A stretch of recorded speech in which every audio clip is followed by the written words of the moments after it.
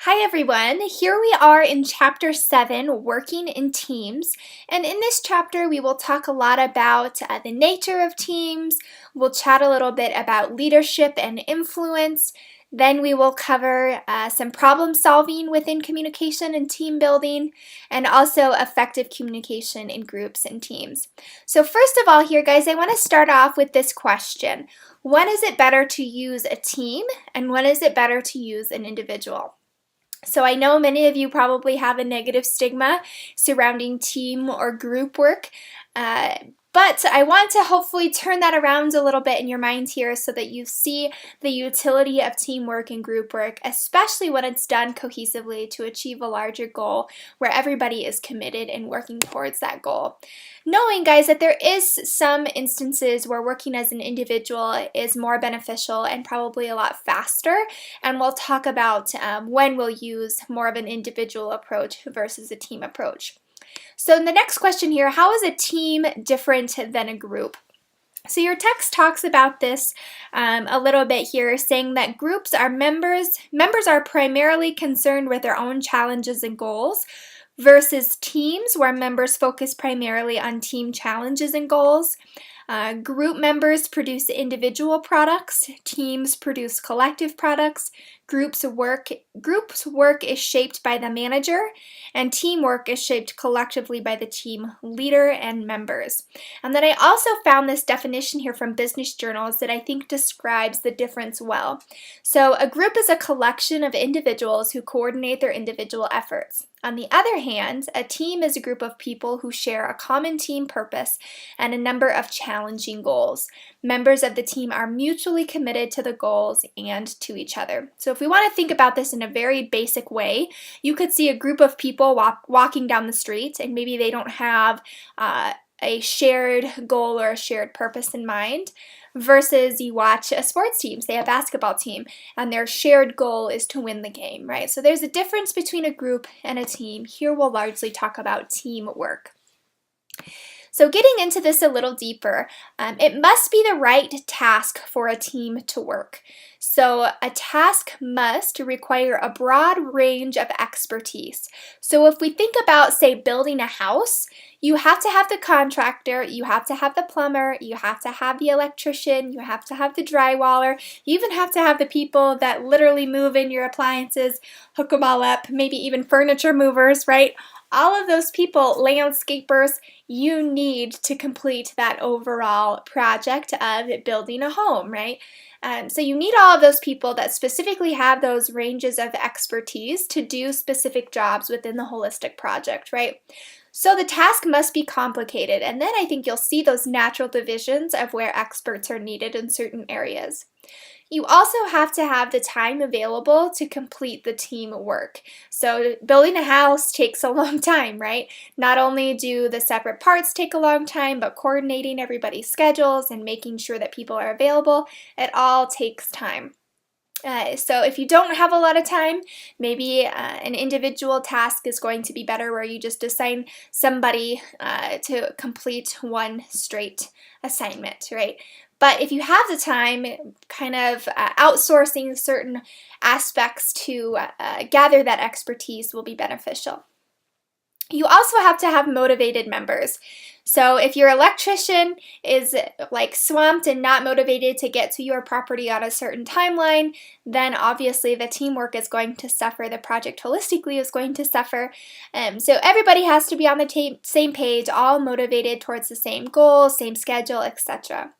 And you have to have high performance standards. So you're really shooting for a top-notch product by the end, and everybody must be on that same consensus too.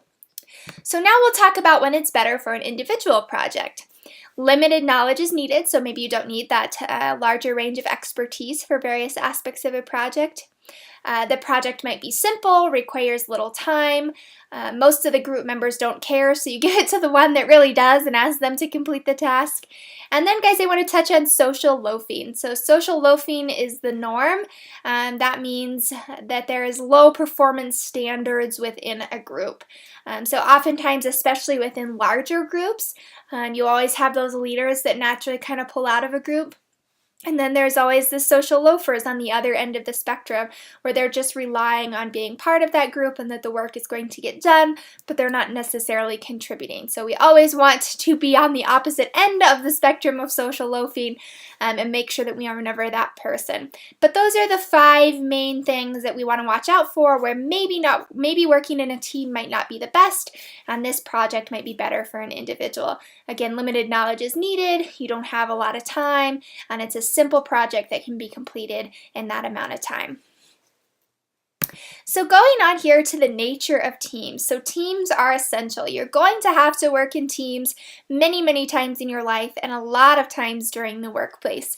But the good news is, guys, teams have a lot of advantages.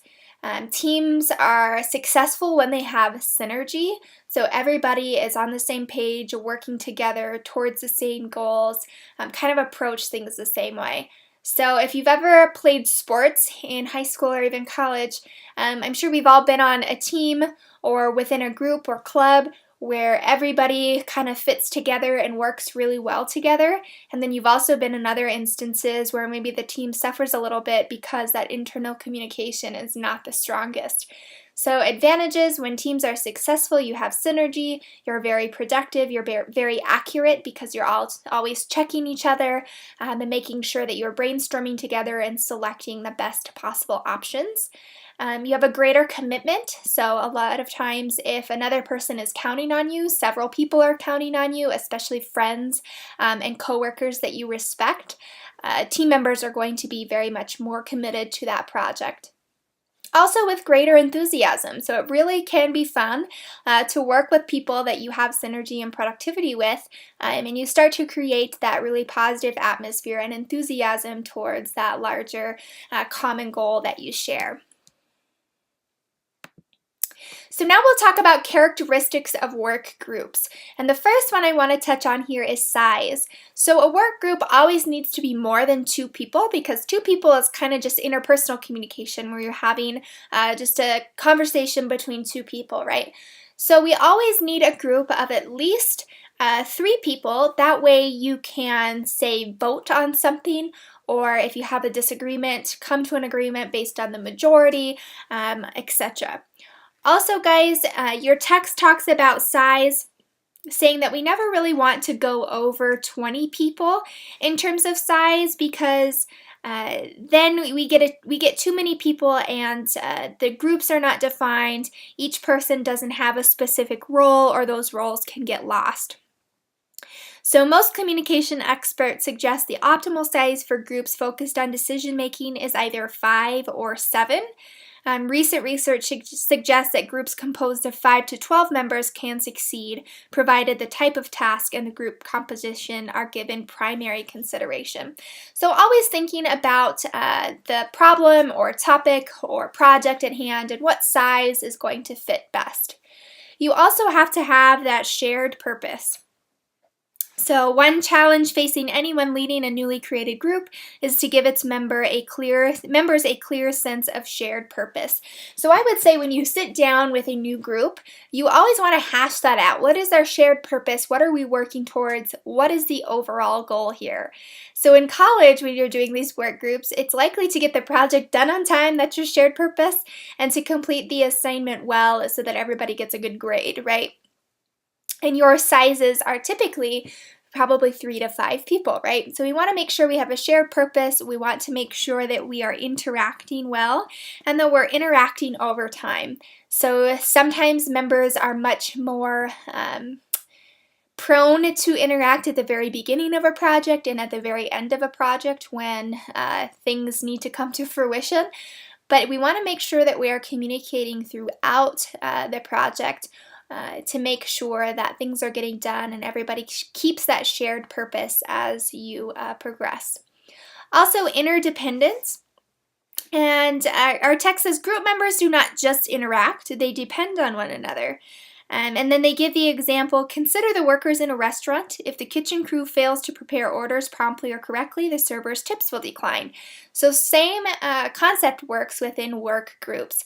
If one person doesn't bring the research to support a claim that you've made, then you're stuck, and everybody kind of has to go back to square one in that meeting to make sure that all your bases are covered. So everybody depends on the other person completing their roles, as they said they were going to.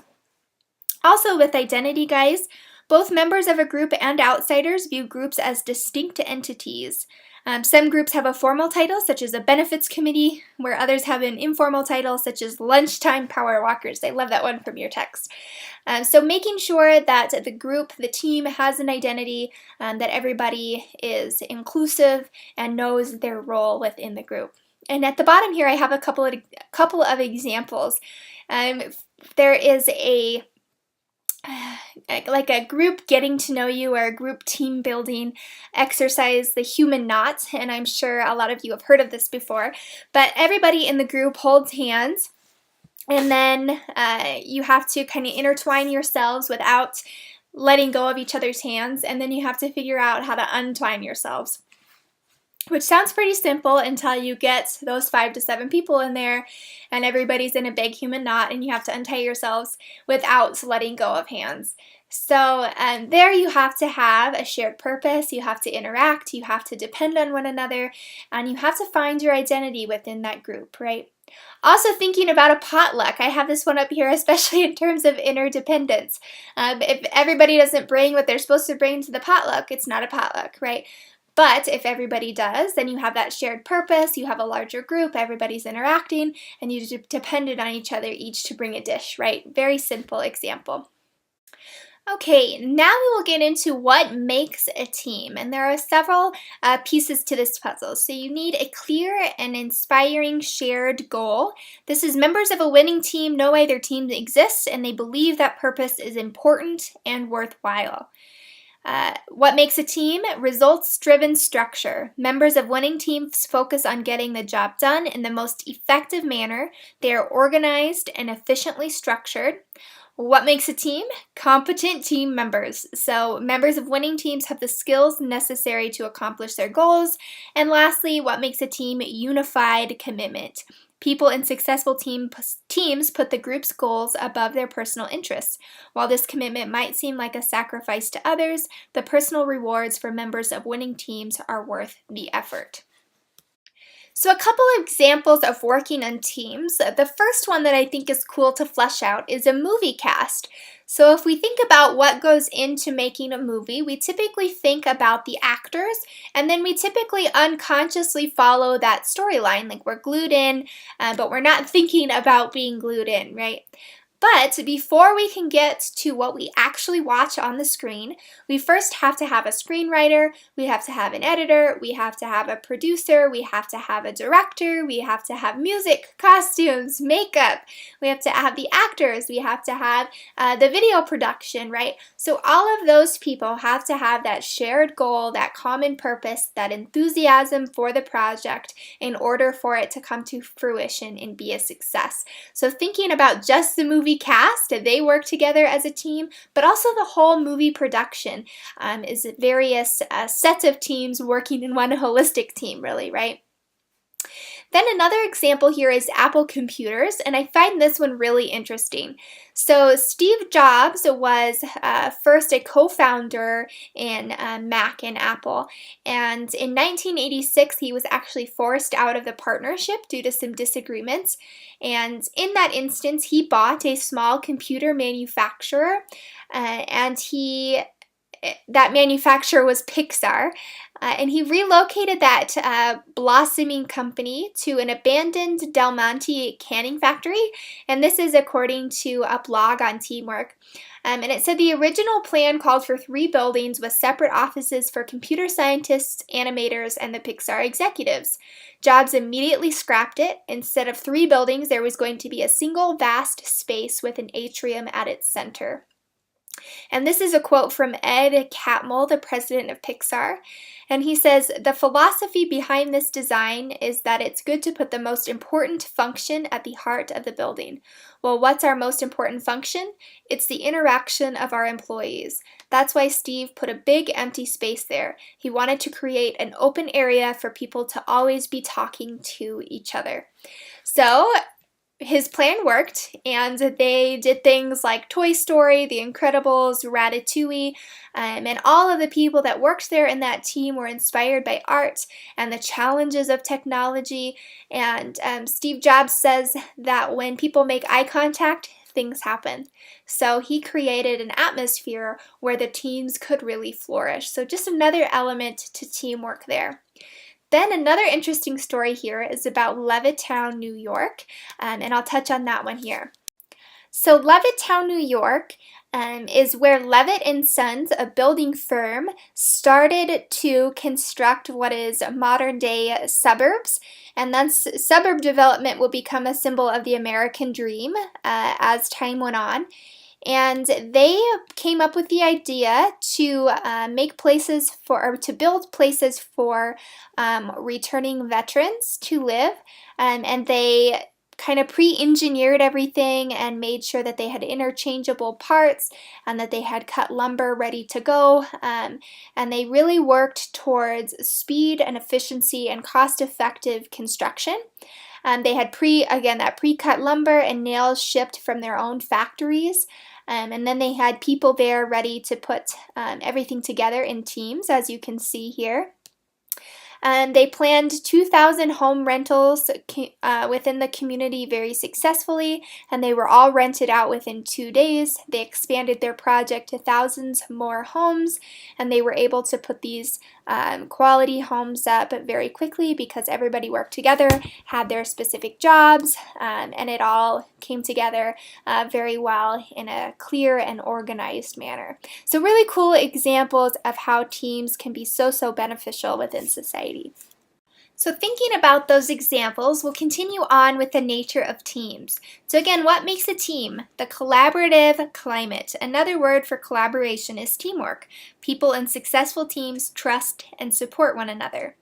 Standards of excellence. In winning teams, doing outstanding work is an important norm. Each member is expected to do his or her personal best.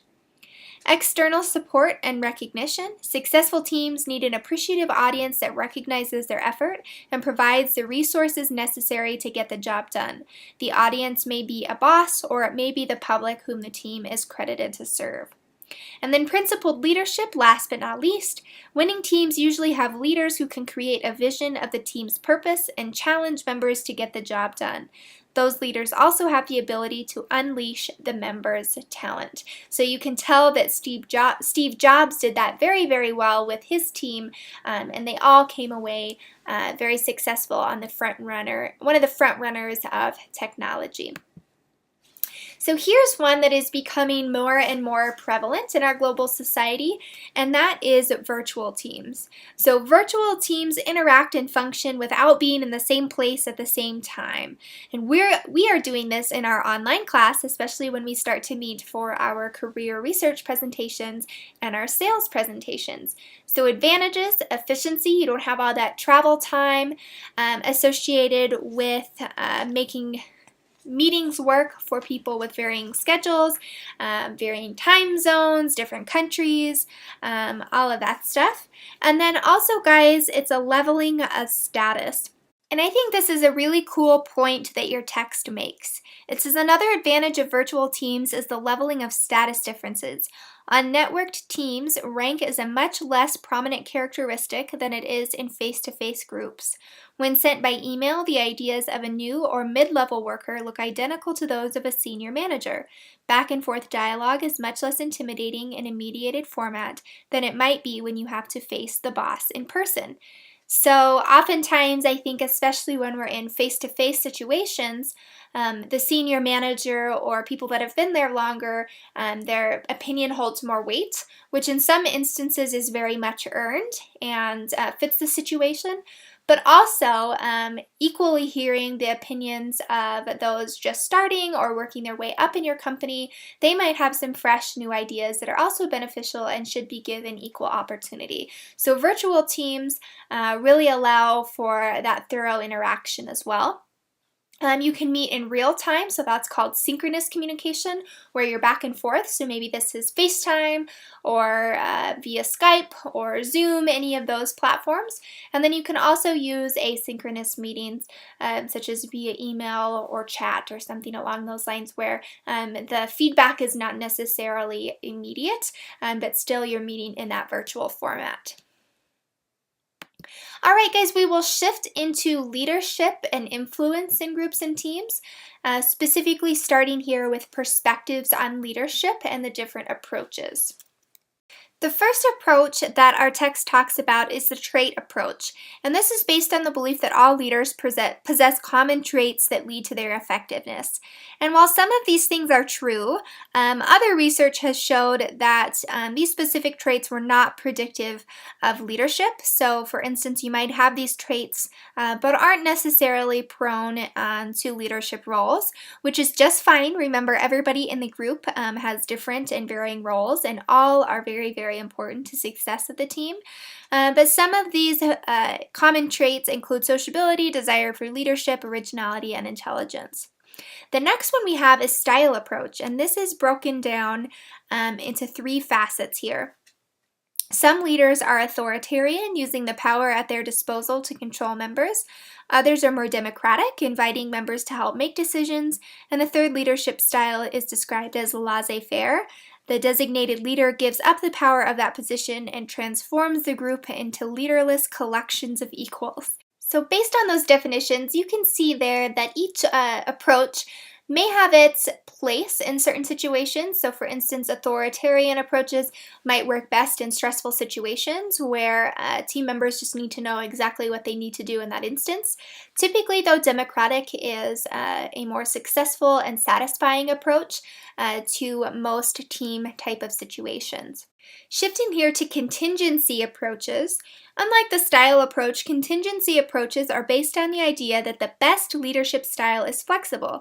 It changes from one situation to the next. So for instance, a manager who successfully guides a project team to develop an advertising campaign might flop as a trainer or a personnel officer. And guys, that's natural. I think that we are prone to be more successful in certain areas and with certain people. So for example, you might be a great team leader on a sports team and maybe not as much in your first college group project if you're a little bit unsure of yourself and in a new situation. So contingency approaches, again, kind of based on that situation in that time frame. Then we also have three factors that tie into this contingency approach, and that's leader-member relations, including the manager's attractiveness and the follower's loyalty. Second, task structure involving the degree of simplicity or complexity of the job. And third, the leader's power, including job title and the ability to coerce and reward the followers. So basically relying on that relationship with the leader or the manager in a work situation. And then we'll also talk about the life cycle theory developed by Paul Hersey and Kenneth Blanchard. It's originally termed life cycle theory. The situational leadership model suggests that successful leaders adapt their leadership style to the ability of the individual or group they are attempting to lead. And I think at its base, that makes a lot of sense. So if you are leading or say coaching a team of little leaguers versus if you are the team captain on your own team, you take a very different approach to that situation in a very similar setting, right? Say you play baseball at the college level, but you also teach or coach a peewee team, right? Same context, but very different situation, calling for a very different leadership style there. Transitioning a little bit here, into another aspect of leadership, we'll talk about power, and we'll just very briefly go over the definitions of these. So the first is position power, and it's the ability to influence that comes from the position one holds. So because you're the President of the United States, you have power because you hold that position. If you're student body president, you have power because you hold that position. Also, you have coercive power, and coercive power is the power to punish because we often follow another's bidding when failure to do so would lead to unpleasant consequences. So because we don't want to deal with a punishment or unpleasantness, we do what is asked by a certain individual. The converse of that is reward power, the ability to reward. So designated leaders control the most obvious rewards such as pay raises, improved working conditions, and the ability to promote. So you are always doing what you're asked and really trying to do your very, very best because you want to influence that person in power and get those rewards from that person. Then we have expert power, and this comes from the group's recognition of a member's expertise in a certain area. So if you even think back to like middle school or high school, and maybe you're an English whiz and your friend is a math whiz, so in math you are going to sit by that friend so that they can help you out on those assignments. There you're using expert power, right? You're going to the person that typically has the most knowledge in that area or that subject. Next, we have reference power, and this is the influence members possess due to the way the others in the group feel about them. That is out of respect, attraction, or liking. And then we'll go to information power, and this is the ability of some members to influence a group because of the information they possess. So maybe they know something that you need to know. And lastly is connection. So we've always heard it's not what you know, it's who you know. So that connective power can be a great help in leadership groups and teams.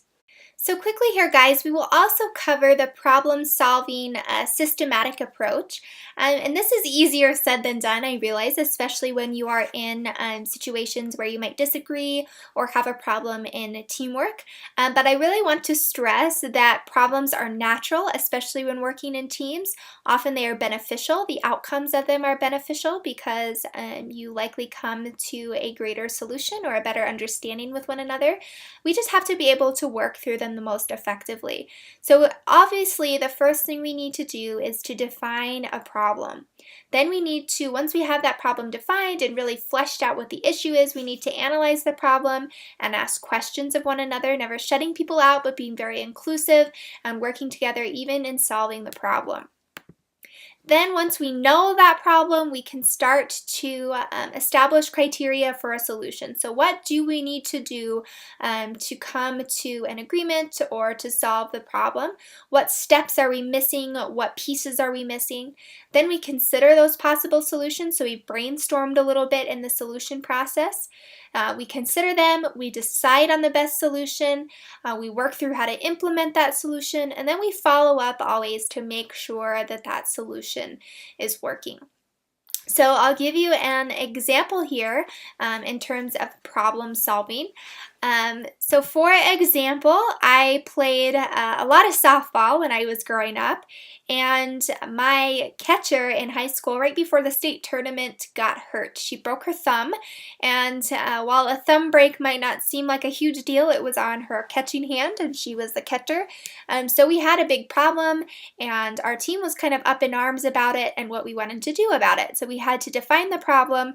First of all, Alex, the catcher, was no longer going to be able to play in the state tournament, and she was one of our best players both in the field and hitting as well. So we had to analyze the problem, ask questions, thinking about all of the situations where we might have a problem without Alex in the game.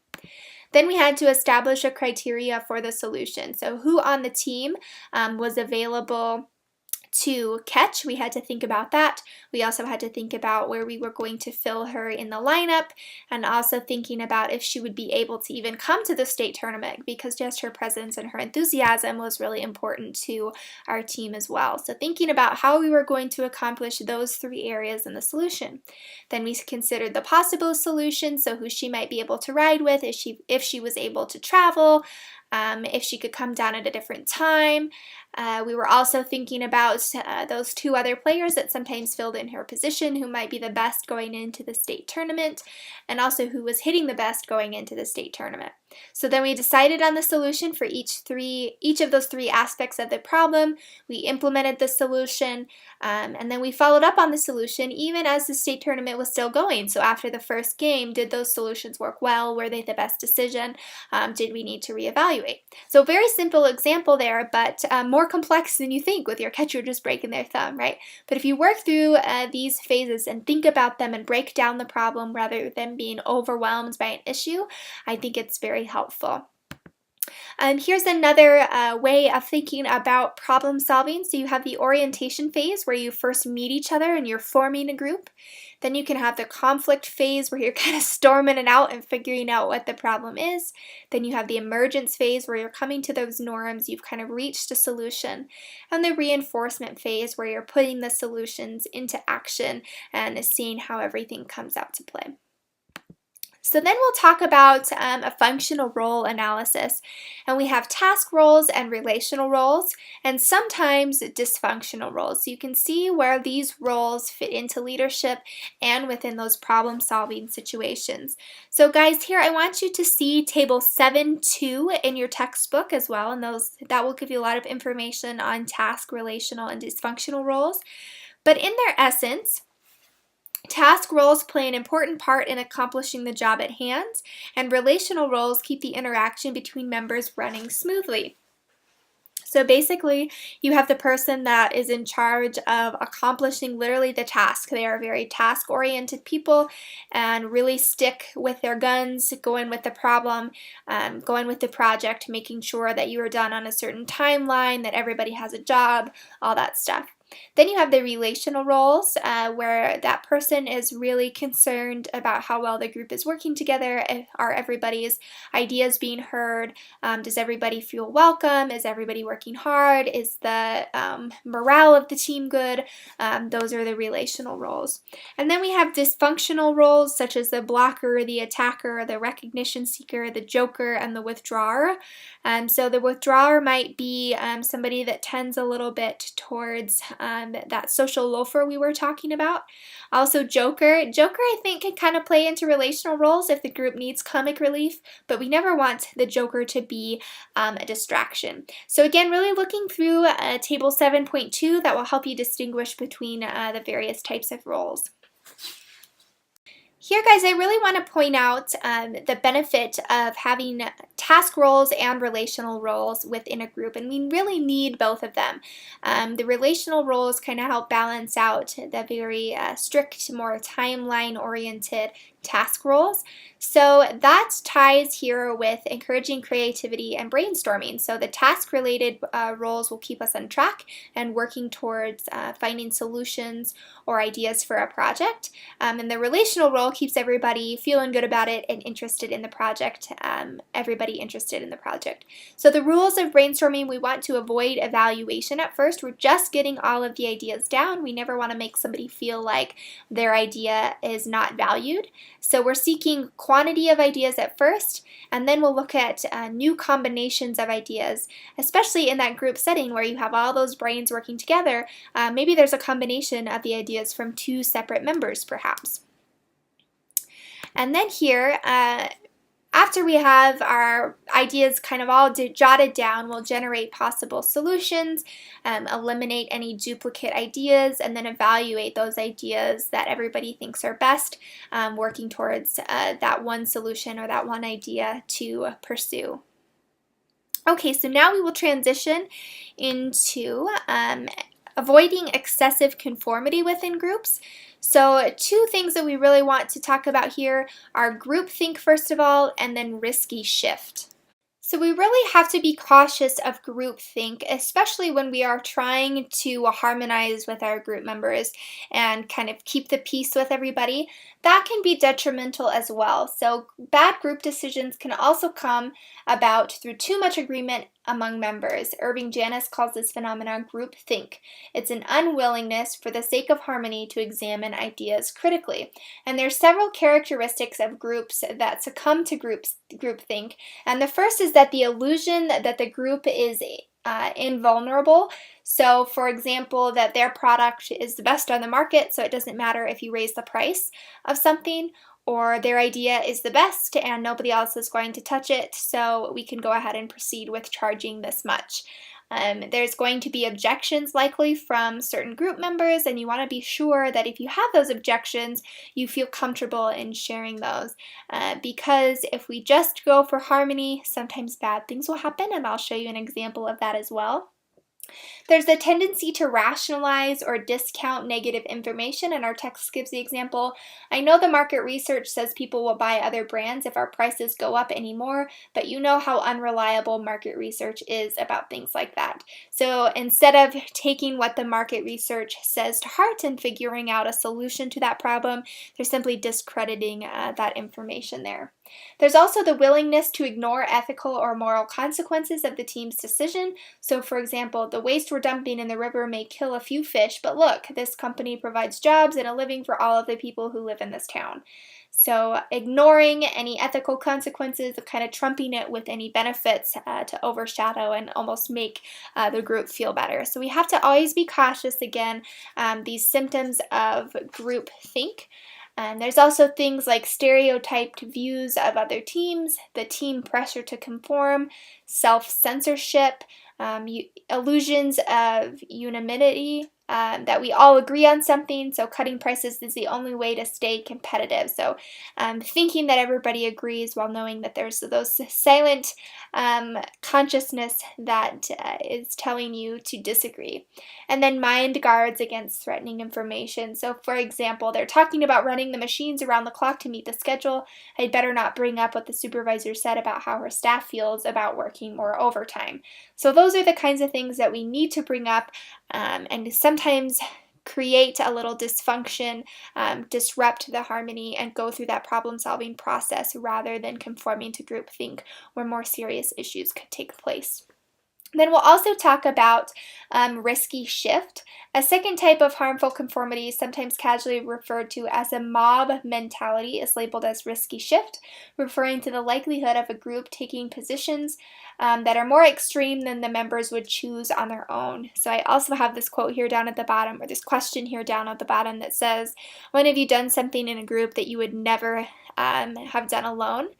And if you think about that, even going back to probably, again, middle school or high school when you have a sleepover with your team or a sleepover with your friends, and one person says, hey, let's sneak out, and then another person agrees that that might be fun, and eventually the whole team is sneaking out, and you by yourself would never ever sneak out of your own home. So, for example, that risky shift, that conformity where you're making decisions based on the group where you feel more comfortable with this decision as a group, and you're willing to overcome your typical caution and risk possible punishment, for example.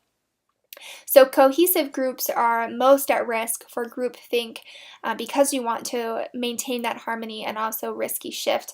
You're willing to throw some caution to the wind and take a risk every once in a while, especially when everybody else in your group is doing it. So guys, here's an example of groupthink from NASA's Challenger space shuttle explosion. And we'll watch this clip and then dissect it a little bit in terms of groupthink.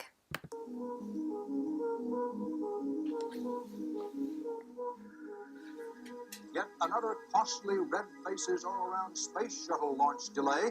Why do group decisions sometimes result in monumental error? What drives groups to make decisions against their better judgment? Using the story of the Space Shuttle Challenger, this video explores the phenomenon of groupthink, in which group members seek unanimous agreement despite their own individual doubts. Since Flight 17, we know something we didn't know before. The primary O-ring can fail completely. The shuttle has flown 19 times, and it's come back 19 times. Our job isn't to run around like Chicken Little hollering the sky is falling. It's to keep that shuttle flying. Dr. James K. Esser identifies the 8 symptoms of groupthink. When more of these symptoms are present, the likelihood is greater that groupthink has occurred, and therefore the probability is higher that any resulting decision will be unsuccessful, possibly even catastrophic. The Air Force estimates 29 degrees at launch tomorrow morning. We have no data on O-rings operating at temperatures this low. So determining if this extreme cold will affect the O-rings, and if it does, how much is critical. So our recommendation is not launching until the temperature is at least 53 degrees. It's my understanding that the solid rocket boosters are qualified by contract for operation between 40 and 90 degrees. Are the solids qualified at 40 degrees or aren't they? What you're saying sounds like Morton Thiokol is establishing new launch commit criteria the night before a launch. Now, these solid rocket boosters have been operating under very definite specifications. You suddenly want to change them. At that rate, it could be spring before the shuttle would fly. My God, Thiokol, when do you want me to launch? Next April? Our charts may be inconclusive, our data insufficient, but everything we do have shows we'll be safe for launching at 53 degrees or above. That's clear. That's absolutely clear. It's time to make a decision. Bob, take off your engineer's hat and put on your management hat.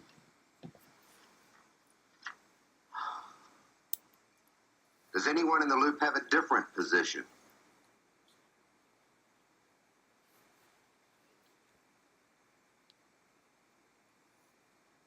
Even though we had some concerns about the low temperatures, we now recommend proceeding with the launch.